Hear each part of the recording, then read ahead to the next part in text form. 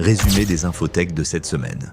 Voici l'essentiel de ce qui a marqué l'actualité tech ces derniers jours. Cette semaine s'ouvre sur une guerre ouverte entre géants de l'IA. Anthropic, l'entreprise derrière Claude, a coupé l'accès d'OpenAI à ses modèles après avoir découvert que cette dernière les utilisait pour améliorer GPT-5, violant ainsi les conditions d'utilisation. OpenAI considère cette pratique comme une norme industrielle, mais Anthropic n'est manifestement pas du même avis.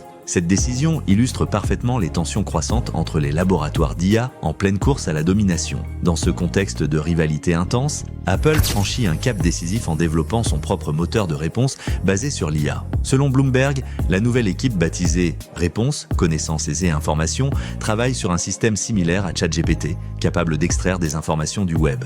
Cette technologie pourrait s'intégrer à Siri, Safari ou devenir une application autonome. Apple recrute massivement des experts en moteur de recherche et pourrait reconsidérer son partenariat avec Google. Face à cette concurrence accrue, Google riposte en lançant une offensive majeure dans l'éducation. L'entreprise offre une année gratuite d'abonnement AI Pro aux étudiants de 5 pays et enrichit Gemini d'outils pédagogiques révolutionnaires. Apprentissage guidé pas à pas, génération automatique de quiz et flashcards, diagrammes et vidéos explicatives. Cette stratégie vise clairement à ancrer l'intelligence artificielle de Google dans les habitudes quotidiennes des futures générations. Néanmoins, cette course à l'innovation soulève aussi des préoccupations éthiques. Une polémique éclate autour de Grok, l'IA d'Elon Musk, accusé de générer automatiquement des deepfakes explicites de célébrités, notamment Taylor Swift, sans demande spécifique des utilisateurs. Cette controverse soulève des questions cruciales sur l'éthique de l'IA et le consentement. À l'inverse, du côté des succès commerciaux, ChatGPT explose tous les records avec 700 millions d'utilisateurs hebdomadaires, soit une hausse de 40% depuis mars.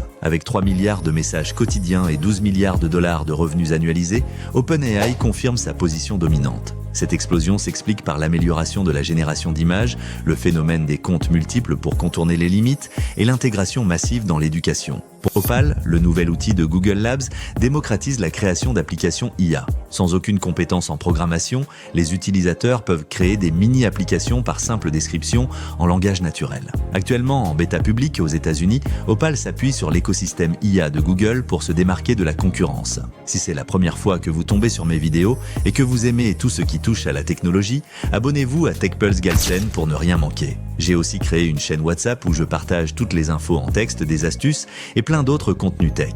Et pas d'inquiétude, sur une chaîne WhatsApp, personne ne voit votre numéro, même pas moi, sauf si on s'est déjà échangé nos contacts. Le lien pour vous abonner est épinglé en commentaire, avec aussi d'autres liens qui vous permettront de vérifier la véracité des infos que je vous ai présentées aujourd'hui.